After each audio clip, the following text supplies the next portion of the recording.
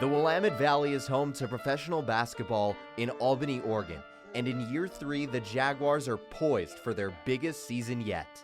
The Willamette Valley Jaguars are your local professional basketball team, competing across the western United States, representing the Willamette Valley region in the Basketball League, or TBL.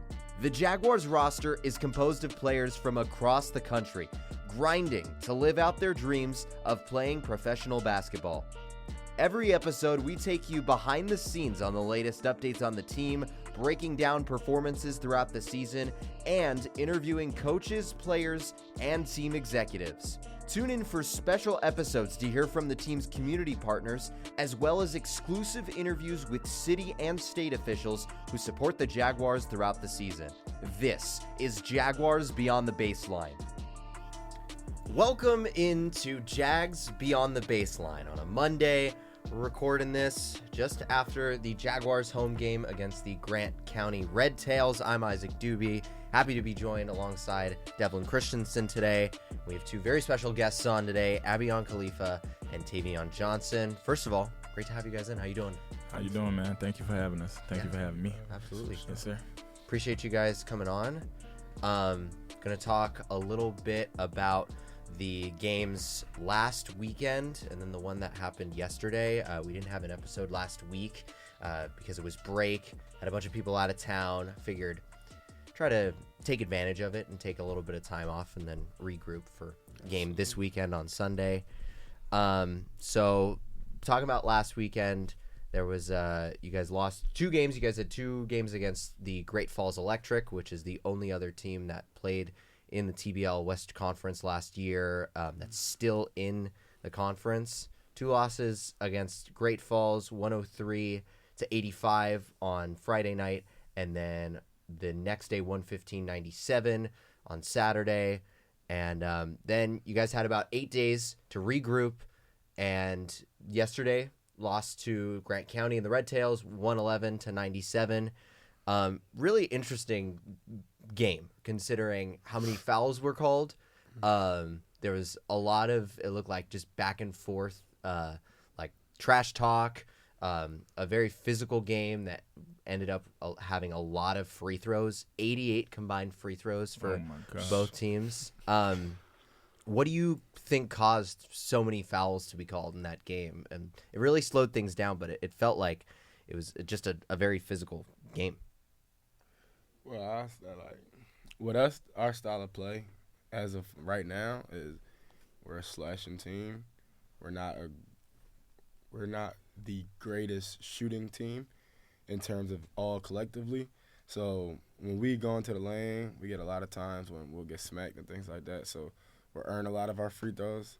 And then on the other end, sometimes the refs, when teams are attacking us, they don't let us play with our hands or get to the spot as physically as we want to. So then on the other end, we'll be getting fouls sometimes also. So you put that together, 84 is insane. And then we're pros. They gotta let us play. Mm-hmm. We gotta be able to play through that stuff. Mm-hmm. We're not crying and complaining about the guys hitting us. We just complaining about you not calling it. Like, we right there at the basket half the times. We're not just gonna be missing these lays. Mm-hmm. Then at 6'8", I get up. I'm probably the most athletic dude on the team, one of the most athletic in the league. So I'm not just missing stuff. Like, we got to be able to get those same calls as the other teams are getting. Mm-hmm. But we got to hit. We got to be able to hit those free throws as well, because that play a big role into us being down 11 or being down 14. Like, we missed 14 free throws and we lost by 14, plus the turnovers. Also, there were a good amount of technical fouls assessed and a bunch of like double technicals that offset and ended up like just giving the offensive team possession. I want to ask about what happened on the first one where there was a double technical. From what you guys saw, it was kind of hard to see what was going on from the booth, but there was the first one where I believe the Red Tails were at the free throw line, and there was one assessed to the bench and then one assessed on Preston. What you guys remember what happened on that play? Oh, that one when it was a call where our coach was trying to defend us, basically. Yeah, because what happened? Something happened. Somebody called a foul, and basically Coach Chuck was just more on the lines of if y'all gonna call that, like keep it on both sides. Yeah, because they get on us about everything, but when it come down to the little stuff, when we catch it, they try to throw it off. Like, we got to have 3 to 4 people at the free throw line for the opposing team that's going for the rebound. Right. And it was a few times that they only had 2 people down there, so we trying to get a violation to just try to get the game played in the right ways. They look at us and be like, "Oh, that's nothing. That's nothing. We not gonna do that. We not gonna do what we have to do. We just gonna brush it off because we're early in the season. Or we reffing the Jags." Like, that's basically what it seems like. Like, why can't we get the same leeway that everybody else get? Right. And Coach, I appreciate Coach for fighting for us, because they tell us to stop talking to the refs. We stop. The coaches start talking to them. They don't want the coaches to talk to them. So what are we supposed to do? Like, we got to have some type of in between. There was also one that was back and forth on Ace that ended up getting him thrown out of the game.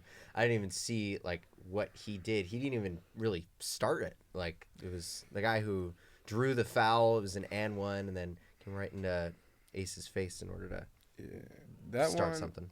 If anybody knows Ace, Ace is probably the nicest guy on our team. He don't talk a lot, especially if nobody's talking to him. He won't say anything, more than likely. That guy, he scored. He got an and one. It was a nice move, whatever. He comes up to Ace, screaming at him, saying all kinds of stuff that was nasty. And he was like, "Yo, like, who are you talking to?" But he said it in front of the refs, so now the ref took it as, okay, you guys are both going at it. And then now, after that, Ace is walking away.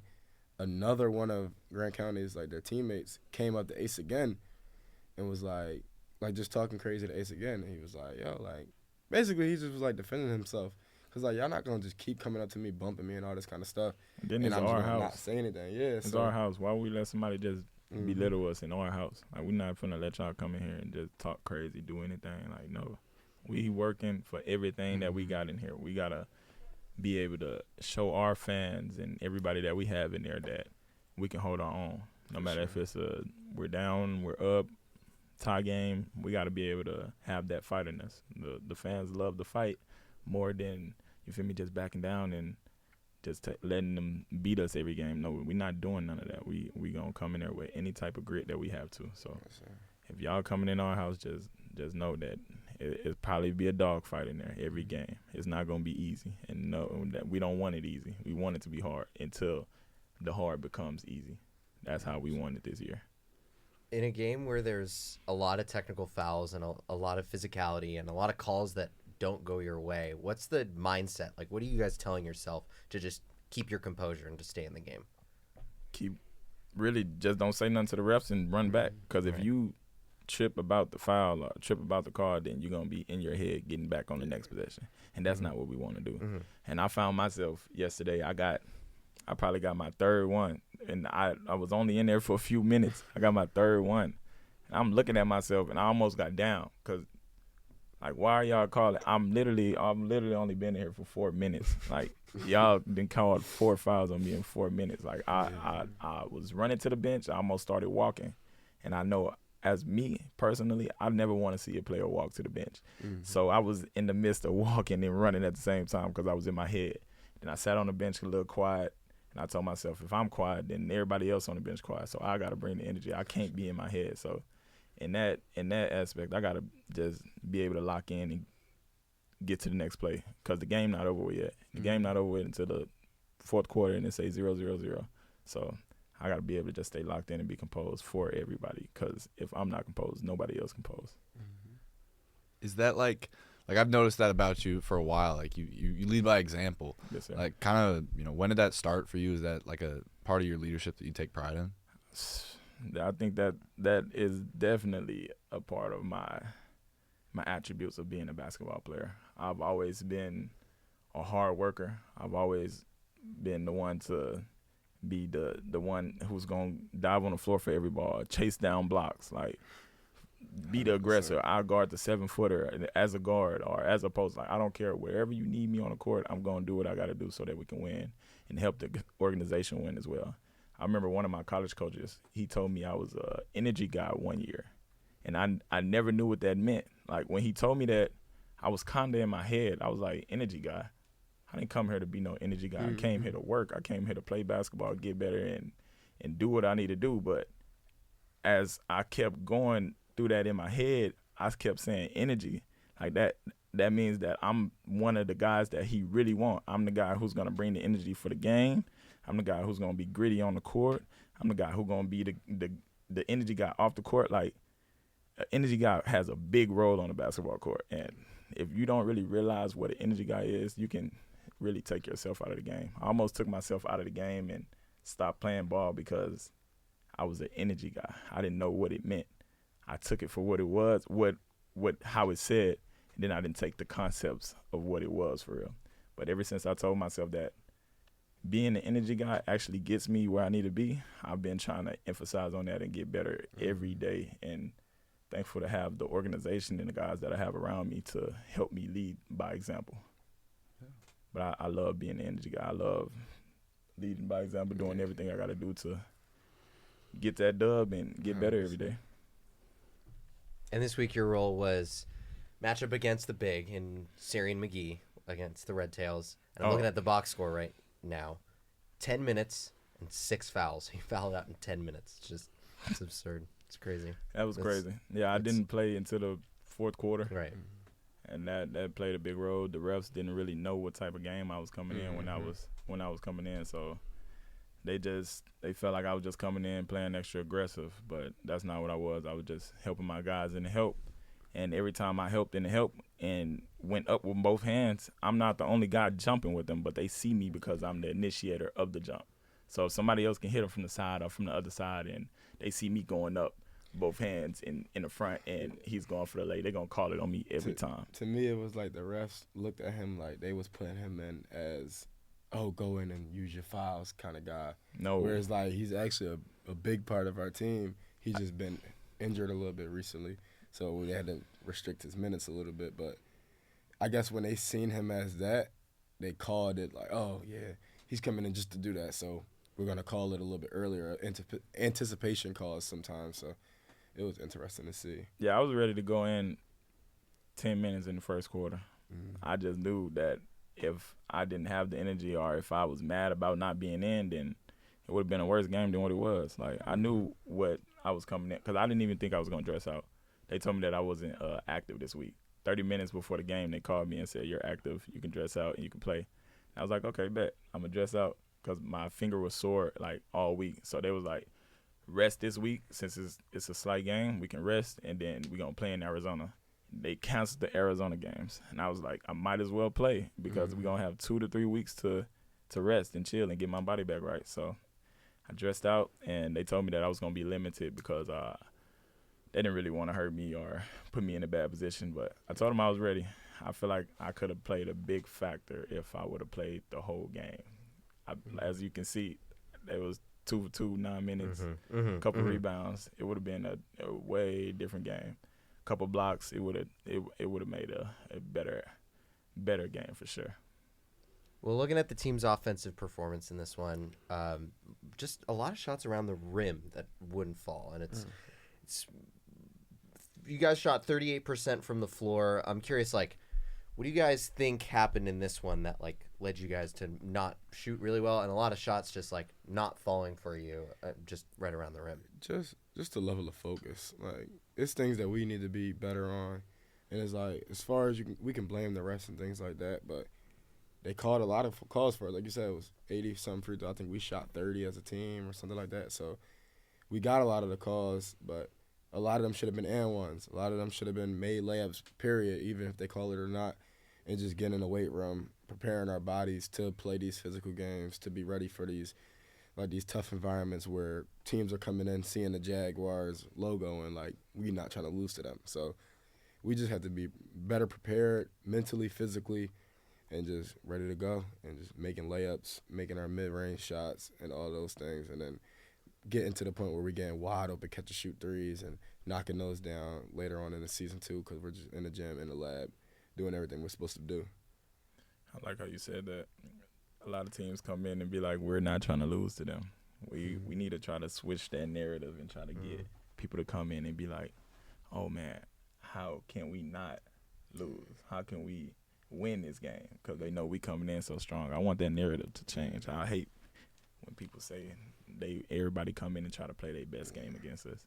I want people to be on their heels when they see us. Yeah. And that's how it's going to be this second half of the season for real. Because the other thing is, like, when you look at the games, 38% from 2, 20-something from 3, or 15, 18? We're not shooting the ball. 18 from 3. We not shooting. Wasn't amazing from the free throw line either. Kev was good from the free throw line. Almost 20-something turnovers, I think. Like, just little things that's like we're doing that we're not sharp on. There's a lot of reasons why we're losing, and we can just improve on it every day. And, like, we right there. Like, literally, Great Falls Electric was in the Western Conference Finals last year. Grant County is a good team. They played against Forebears, which is right now the best team. Well, they're tied for number 1 in the conference right now because they're both 6-1, and they also beat Great Falls. So we played some tough games. We beat Tri-City. We came back on them, was down 15, came back and won. So it's like we're in the mix with everybody else. It's just that we just have to do these little things to get respected, because from the team that we've been in the last 3 years, they're not going to hand us a win. No. Like, we got to win by 15 and win by 1. Like, that's the kind of wins we got to win by be perfect and things like that going forward, making our layups, making our free throws, not turning the ball over, like all those kind of things, trying to overly not foul. Even if the refs are calling it and it's questionable, do something even better, like improve next time, get there even earlier so they don't call it, get your hands out of there, like all those kind of little things that we need to do as a team to start getting wins and start our win streaks and things like that to get into the playoffs. Yeah, man, we got to get in. We're in the gym countless hours, but we got to start hitting shots. We got to start hitting shots and making layups, like you said, because that was our biggest problem around with the Great Falls team. We couldn't hit to save our lives in both of them games. And I could say we came back with a little bit more focus for the game that we had the other day, but 1% every day, we still got a lot to work on, and we in the midst of doing all of that 1% every day. I think one of the biggest things that I've noticed across like these last 3 games is that it really doesn't seem like a complete struggle of, not being able to shoot throughout the whole game, but it seems like one quarter kind of like gets you guys, like you guys haven't been able to fully string together like four straight quarters, yeah. And so like that first Great Falls game, I think it was only like 13 points in the first and they had 30. Yeah, that was and horrible. so like, but I mean this one was also like both teams were in the teens in the first quarter, but it was way more competitive. Yes, sir. So when you guys have that kind of like that tough quarter that puts you down a little bit and you gotta climb back, like what's the mentality like when you realize that you kind of let a quarter slip away from you? Trust each other, and trust the coach, and trust the organization and what we have in plan already. Like a lot of the times we try to get into quick shots or quick layups, but that stuff never works. No matter how much we want it to work, the individual game in this league is not going to work. We got to play team ball. And every time that we run a set or some type of play in our offense, we always get something out of it. Like we always slow down whenever we messing up, and we get something out of it. But we go away from slowing down and think we got a quick shot, and we go away from what we were doing that was getting us the buckets and getting us the fouls and getting us the free throws. We got to keep going. One of our trainers, our coaches, Coach Chuck, he'd tell us, he'd be like, it may look like a good shot, but don't take it. Don't take the first good shot that you think is a good shot. Keep swinging. Get it to both corners. Then get it inside. And anything after that, we can take a shot. We go away from that a lot of times. We might do it one time, and we hit a good shot or get a good play, and people be like, oh, we just did something good. Let's come down in transition, get it to the corner, get it back. Boom, let's shoot a shot. Miss. Now we back going like this. Slow the game down. Play the game plan. And when we do that, we're going to win every time, I promise. We just got to have 4 complete quarters of that. We only have spurts of that. And when everybody lock in and we get that, man, it's going to be so crazy. Nobody going to be able to mess with us at all, bro. And then on the other side, like, I look at it as if we're struggling on offense, let's lock in on defense. Like, if we not, like you said, the Great Falls game, the first one was we were struggling, and then they were hitting every shot.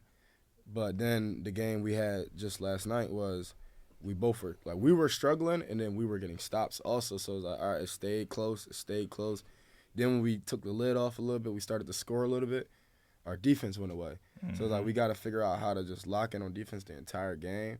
where we keeping teams like, to me, my goal on the season was keep teams under 100, keep every team under 100. Okay. And it's like we just need to buy in on that, locking in every single possession, like 15 points a quarter. Like they had 17 in the first quarter. Then I think they had 36 at halftime, something like that, like something close to that. Oh, yeah. And then it's like, but they ended up with 117. Like, how do we go from under 40 points at the half to allowing 117 in the entire game? Like, little lapses like that is 5-minute lapses defensively, 6-minute lapses defensively, where we lose games a lot of the times, end of the third quarter, beginning of the fourth quarter, and then we're trying to battle back and play desperation basketball. Like, that's not how you win games. That's not how you win championships. So we just got to lock in earlier, and then the entire 48 minutes just guarding, and then everything else will fall. Like, our offense will fall apart, like you said, when we taking our time and doing everything the right way. That's going to happen, but we have to lock in on defense every single possession. Mentally, like, oh, I'm going to get a stop. I'm going to rebound the ball. Yeah, we can allow 74 rebounds in the game, bro. Yeah, we gotta play team ball, but want to do our job to the best of our ability. Mm-hmm. And I don't think everybody has that. Let me not say it like that. But everybody don't have that grit to want to just lock in and do their job for 48 minutes. 48 minutes. And even if sometimes it's more like, we get caught up in other things. Like, all right, we're down by 6. Let me go get a layup. Let me go do this. Instead of like, all right, we down 6. If we get 2 stops and we get 1 layup out of it, yeah, we didn't score each time, but we got to stop and we score one of the times when they didn't score. So just little things like that where some people are more focused on other things and it gets, you know what I mean? It gets lost because of other styles of play and things like that. But we'll find it. We'll keep finding it together. I think that's a really good point, and I think that really played into especially this game because it felt like the Red Tails were a team that really wanted to pick up the pace and really wanted to get in transition quickly, you know, getting the ball into the front court within 1 to 2 seconds, getting the inbound immediately and just chucking it down. And it felt like you guys were trying to match that almost. And because they built a double-digit lead somewhere in the third quarter, you guys were like, okay, we got to make this up with big fast break, you know, quick points. And I want to ask you guys about what it takes to prepare for a team like Grant County, and felt like a big reason that they did that and took that approach was because they had a lot of new players coming in and had this massive roster overhaul a few days before they played you guys. They had 7 players released earlier last week, and then 5 new signings. I'm curious, like, when you play a team with a completely new roster than the last time you faced them, like 3 weeks ago, what do you guys do to prepare or even scout for a team like that? So, I'll go for it. So, me, like, I know he did too, but, like, playing at TBL a lot of the teams, they'll be based off of, like, relationships. Not like that, but it's like it'll be good talent and things like that. So, a lot of those players that are on a team that is new, they play with some of the players that are on the team already. So, and some of them I've already seen before, and they've played together before. Like the little point guard, Brandon played against him 3 years ago, and he played with another player from the team. So, it'd be little tiny connections that'd be like, oh, I'm going over here. You need anything, or like something not going right on one team, and they're going to a different area, and they'll take people with them. So, it's just a lot of overhaul in this league and a lot of turnaround, because at the other time is this league is a showcase league where if somebody's playing good, they could get a job overseas and they'll get more money, better deals, and higher exposure. So all the time when we see somebody get released or cut or anything like that in this league, it always doesn't mean like how in the NBA it is. But sometimes in this league it's like, all right, if somebody's not there on that team anymore, they could be overseas or doing something else or trying something different. So it's just interesting to see that team and things like that. But when we think about our scouting, it's just that we just have to focus on us, because it could be anybody on that court. If we do our things the right way, we're going to win regardless. Yeah. And so it's not really dependent on anybody else. It's just a matter of us being locked in, us being bought into what we're supposed to do, and actually not worried about what they did, because they bought in a guy that was the number 1 pick, I think, last year, and he played good, but he was 0 for 10 from 3, which is what everybody knows that he does. He shoots a lot of threes. He didn't hit a single one. And he was efficient from 2, though, yeah, but it's like what he does well, he didn't do well. He changed his entire game up when he struggled, and we weren't playing the game. We were playing more of the tendencies, and it's like, no, just play the game and stay locked in and focus on our own like things to do. Yeah, for me, I wouldn't say we change anything in the sense of preparing for any team, but we change a lot of what we do every week because we do a lot of good stuff, but we do a lot of bad stuff as well. So when we prepare for the teams in the following weeks, we just try to fix the hiccups that we had in the past weeks, and we try to get better from there. We try to work on individual game. We do weight room stuff as well now.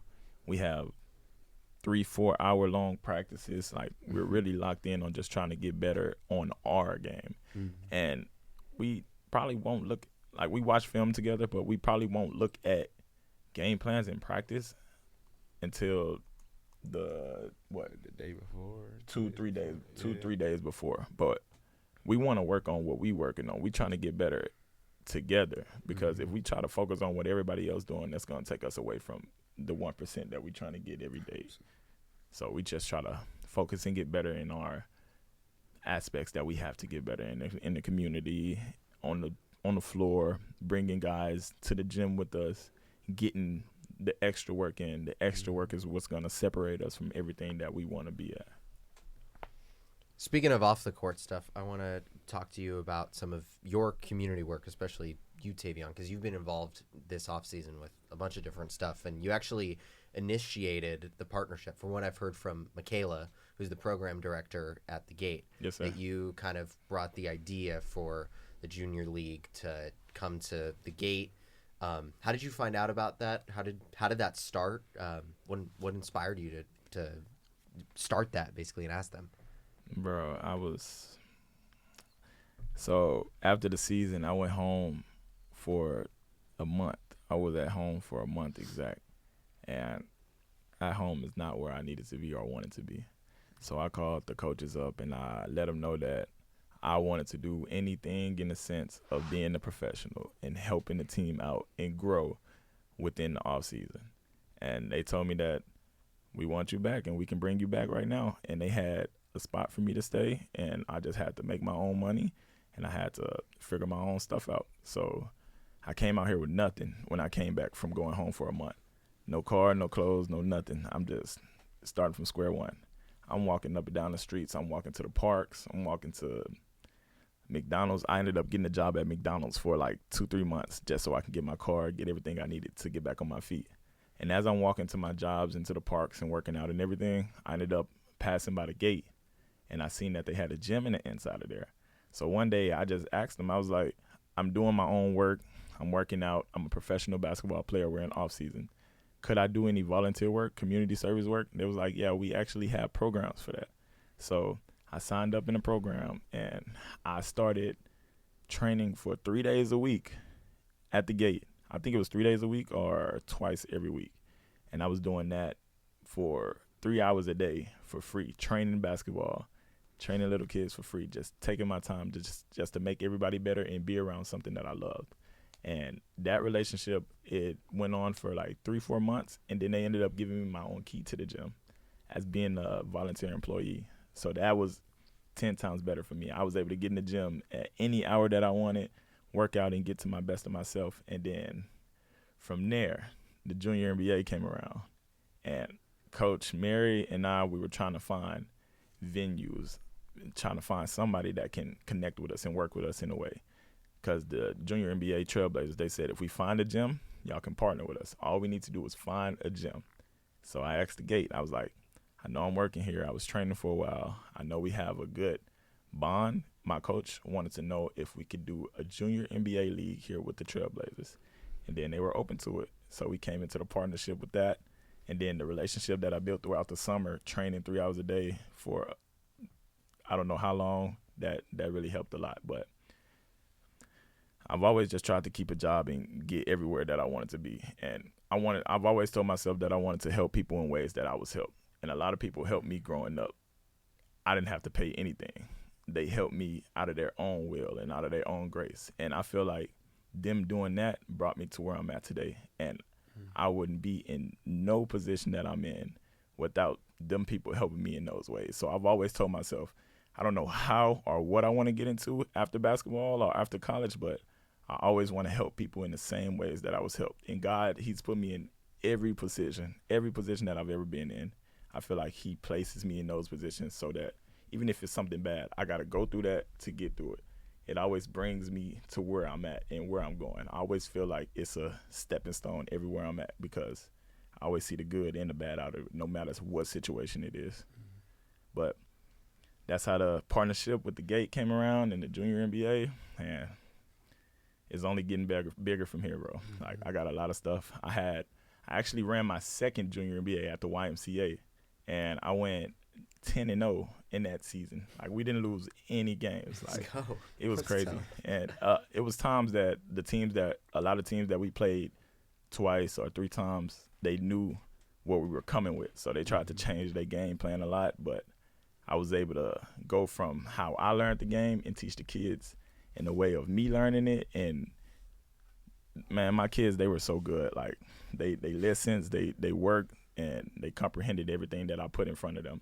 I had one girl on my team, and I had 7 boys, and we swept everybody out the water. They didn't like how I played because where I'm from, we play with some type of aggression, and out here they don't really have too much of that aggression. So when I brought it here and I gave it to my kids, like, all the parents and all the other coaches, like, they always were complaining to the staff about me every game because my kids played with so much aggression. But I'm telling them, bro, this is basketball. Y'all just don't see it out here. So the fact that I brought it out here, they kind of don't like it, but it's getting their kids better. It's getting the community. It's getting us as family, because a community is a family, bro. And if we can make a family out of the community, we can all grow together. And that's my biggest aspect with this. But I've been growing in so many ways with the junior NBA and the Jaguars. Remind me how you first came to the Jaguars and how you first found out about them. Okay, so I went to Vegas to the summer league, and I played pretty well out there. And I had a few different offers. He was killing. Yeah, I was pretty well. You was there that summer? Yeah. Oh, I didn't even know. Together. Oh, yeah. We were going crazy. Yeah, we were going crazy. Me and B. Suttles played on the same team in the summer league. That was my first year ever meeting B. And I told myself, I was like, I need to play with him no matter where we at. He need to be there. So I ended up getting an offer from Marion, and I got an offer from a team in Canada. But the team in Canada, they were trying to, the owner wanted me, but the coach wasn't in the summer league, so the coach didn't really see my game. I'm pretty sure if he was there, he would have did anything to get me there. But just because the owner was there, I couldn't go from owner, coach in between trying to get all of that. It would have took me too long. Marion hit me. He told me that the old owner of the team, he told me that he needed a big still, and I said, I'm looking for a team, and I was already preparing. I probably had a car. I had all my own bills. I had an apartment. I was staying in Kansas by myself. I said, okay, I'm moving to Oregon. I sold my car. I released my lease. I think I had a dog or a cat too. I gave my animal away. All my clothes and everything that I couldn't sell, I just threw it away, hopped on the train, and I was on the train for 4 days to get here, straight, nonstop. I got here. And it's been all work since. I went home for 1 month out of being here from, I got here February 2024 or 5, and I only went home for a month. I've been working since, locked in, just trying to grow. So getting the timeline right, I thought initially you were talking about last year's summer league, but you were talking about the summer league before. Yeah, So, they brought me in to come back right before the summer league last year. Yes. Summer 2024, joined the Jaguars for February 2025. Yes, sir. Okay. Yeah, and I've been here ever since. I only went home for, like I said, for literally 4 weeks straight. I was 1 day short of a full month when I went home. I came back July 5th, and I've been working ever since, just trying to get better. When you first came to the Jaguars last season, not this current season, but before last season, did you expect that this would be such a huge, life-changing thing for you, where you'd completely commit and move out here? Yeah, I knew it would be in a sense. I just didn't know how much of a change it would be for me. Like I said, God put me in every position for a reason. And I know no matter where, if I'm in a bad position, I always see the good out of it. Because the same way you can see the bad in it, you can see the good in it. And I always try to I know if I can get somewhere and if I can wake up in the morning, I can do whatever I need to get to that next step. And my mindset this year was just try to be better than what we were last year. And the fact that they gave me the opportunity to be one of the leaders of the team without even having a team here it just made my heart feel good because I was able to get out there in the community, open myself up. Like I've started training a bunch of kids, and me training kids opens me up as well. Like I'm not nervous to talk in these settings anymore. I'm not nervous to actually talk to a kid or trying to get him to comprehend something that I know. Like I can dumb it down in the ways that I know it because I know that I'm comfortable enough to talk to the kid or talk to my peers now. And being out here, that helped me a lot because I know before the 5th of July, I wasn't able to train. I wasn't able to coach. I wouldn't have been able to talk in these settings as comfortable. Like, it helped me a lot. It definitely helped me. And I know that I'm continuing to grow every day, every single day. I got a lot behind me. Thank you. Hold on one second. And moving over to you, Abion, and talking about your personal story, did you get your first start of the season yesterday? Was that? Yeah, it was my first start of the season. Let's go, baby. How does it feel to start for this team? Like, it's a good thing though for sure. I'm not a big guy on like caring about starting or coming off the bench or anything like that. That never worried me at all. But it definitely feels good to come out, shake hands, do a handshake celebration, start the game, to be able to control the start and the pace and the intensity of the game from the gate. So that was nice though too. But it doesn't really matter to me whether I start coming off the bench or no matter what, as long as we start getting closer to winning and starting to win some games. But I know that's a cliche answer, but no, yeah, it's I'm all about the wins and just getting better every day and trying to figure out what's the best way to do that. So. Actually, I think one thing I'm not sure many people or fans know, you actually have some history with the Jaguars because you were drafted in the second round of the TBL draft when the Jaguars were in their first year when they were the Emerald City Jaguars. Then last year you played for the Capital Seahawks. You also played for the Red Rose Thunder in the basketball tournament. Did you just sign with them or did you play for them? Okay, so I'll start. So my first year, not my first year, but my first year with the Jags, went to the draft, went in the second round, talked with Mary and all that kind of stuff. He brought us out here. It was a good season. Things went wrong in interesting ways, but it was a good season. It was a good experience, and it was a good learning experience too. And it made me realize what Oregon. I've never been to like this side of the world ever. I've been to Cali, like LA, but that's like the Southwest is like a whole lot different than up here. So this was like my first time going to Oregon. And it was just so beautiful. I was like, man, it's so nice here. Mesmerized. Then I ended up leaving. I got drafted last year, 12th overall, and I went to the Capital Seahawks, we ended up playing in the finals last year too. That was like we played out of Bowie, Maryland, which is close to DC. So that was like, okay, back home basically. And then this summer I was basically a free agent, and I'm thinking about okay, my team left the TBL. They went to this league called the 9450 League. And I didn't know about that league. I didn't know a lot about that, and I was confused. And I'm like, okay, I don't want it to be I go there and they don't have a season or something. Or no matter what happens, like it was a question mark. So now I'm like, okay, I do want to stay in the TBL, and I'm looking around. I called Brandon. I said, yo, bro, what you doing? And he was like, me and Tayvion going to the Jags. I'm like, who Tayvion? He said, oh, remember the big from the Summer League? I said, the big from the Summer League? He going out there? He said, yeah. I said, I'm there. I said, whatever I need to do, I'm going to try to pull up. Because, bro, like, the Summer League table was insane. Like, him and B was killing. They ended up losing because in the chip, because the point guard got ejected. Point guard, bro. Bro, it was so crazy. And they ended up losing by like 4 or 5. It was Who was crazy. your coach for that Summer League? It was. My coach was Is it someone in basketball league or around? No. it was a random dude. Yeah. No, Because I was just hooping. yeah, we were just hooping. Did Mary coach in that summer? Not league? that she year. wasn't there. But she did She like was around. a year before that, or She a couple did years this before year, that. though, right? Yes, She she was did. around the Not- Capitals the year before, Yeah. and with them. But We don't talk about that. yeah, so then me and B was talking, and we ended up getting Kev on board because we all played together the first year, and I was just like, yeah, I'll see what's happening. Talked to Kelly, talked to Mary, sent them over my film. They was like, they like what they seen. Still had to make the team. Went to training camp, ended up making a roster, earned my way on, and then here we are. Mm-hmm. So it was just interesting to come back to Oregon because, like I said, how beautiful it was when I first came out here, and how unexpectedly beautiful it was. Like, Right.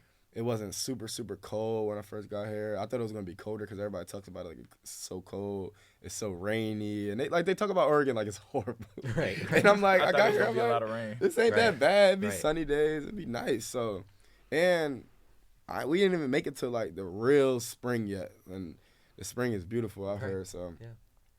I'm just excited to be back. And it was a good journey, long journey. And it's funny that I ended up back here because I never expected to be back God here. put you in every situation for a reason. Right. Mhm. What's it been like to see the team grow from year one to where it is now?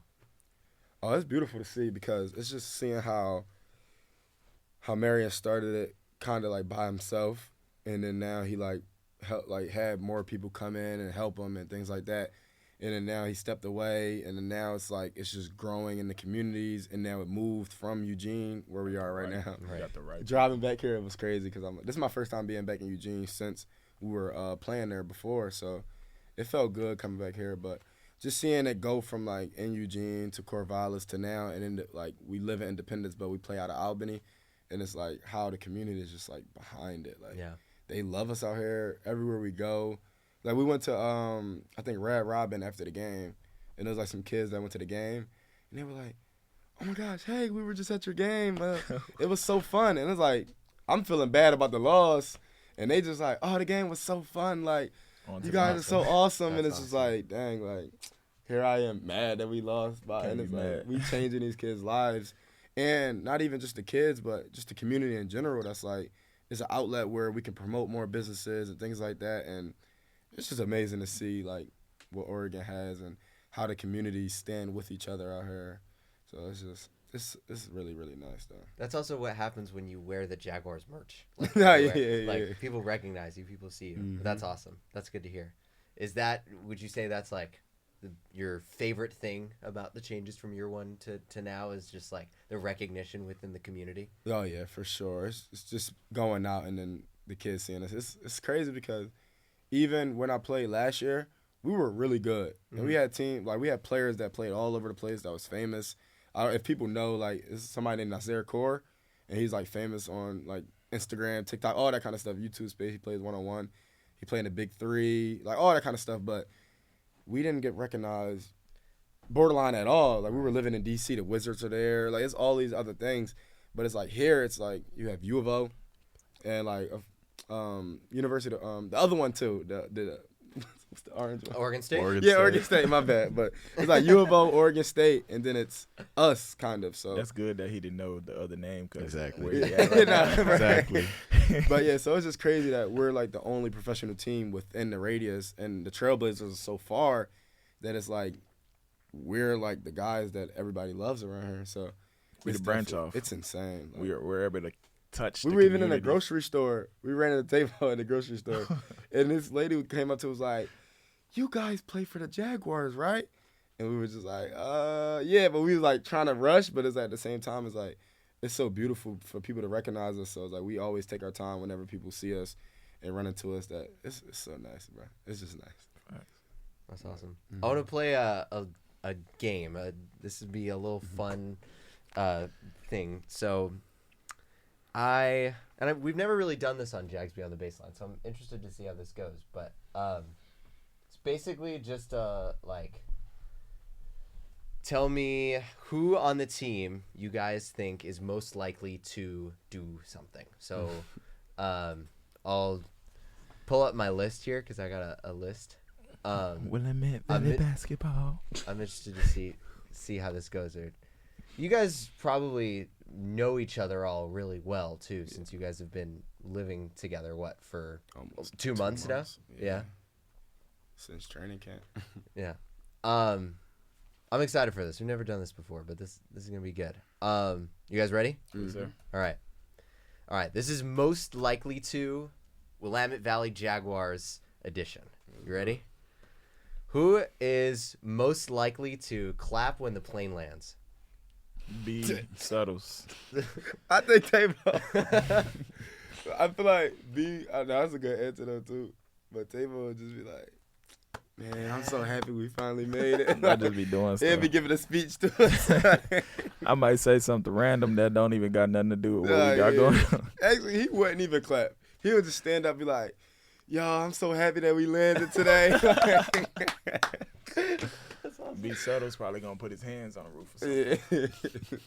Who's most likely to get a random tattoo on a night out? Probably like, J. Hen. yeah, probably J-Han. J. Hen. He liable to doing anything. He definitely. Who's Jay. most likely to become an internet meme? Probably. I'll say probably B. He's a model, bro. Right. So he loved the internet already. Right. my B God. loves the camera. I can't. I can say I be on there, but I don't like being on there. Like it's just a feeling of Or not. maybe like Micah too. Yeah. Micah too. Yeah. Because Okay. he makes music as well. Uh-huh. Yeah. Who's most likely to be late for their own birthday party? Be late. Probably Zion. Your room, your whole room. Yeah, your Zion whole room, always bro. late to somewhere, bro. And Who's in Abion's room? Micah, Zion, and AB. Yeah. They whole room be the ones straggling. Yeah. Who's most likely to become a stand-up comedian? Tavo. You see in the group Actually? chat, he texted talking about, "Can I borrow your jet today?" Yeah, probably me for sure. It wouldn't even be on purpose. He'll do it on accident. Everybody just be laughing about everything I say. But yeah, it'll probably be me for sure. Who's most likely to bring you soup when you're sick? Probably B. B Suttles. Because he actually did forget when he was sick. Oh, really? Yeah.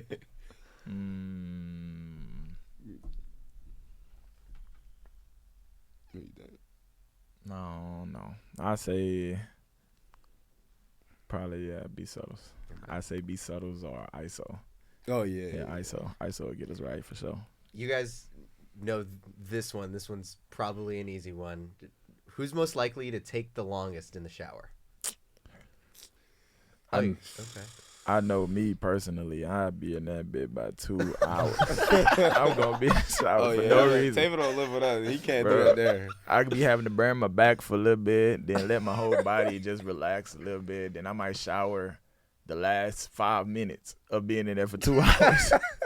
Nah, it's crazy. We only got 2 showers at the crib, so nobody really be that long. So it's definitely Taylor if he's saying that. Okay. We had a team house last year with 2 rooms and 15 guys in there. It was a big house though. It was a loft, and we were able to make all of our own sections in it and make our own rooms and everything. But it was only one restroom. Oh my gosh. I was definitely in there majority of the times. Right. Yeah, it was actually a time I was in the shower and they left me for the game. And I had to watch the game. Nah, I'm for real. When we played Salem last year at their house towards the end of the year, I was in the shower. I walked out. It's nobody in the crib. I look at my phone. They texting and asking me where I'm at. I'm like, bro, y'all left me. Yeah. What you mean? Like, I don't.